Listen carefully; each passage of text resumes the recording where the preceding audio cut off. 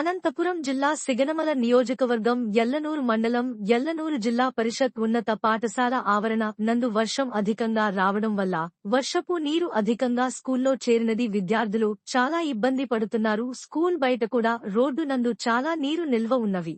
నీరు ఎక్కువ ఉండడం వల్ల విద్యార్థులు చాలా ఇబ్బందులు పడుతున్నారు. కావున పై అధికారుల దీన్ని సమీక్షించి త్వరితగతిన పూర్తి చేస్తారని కోరడమైనది.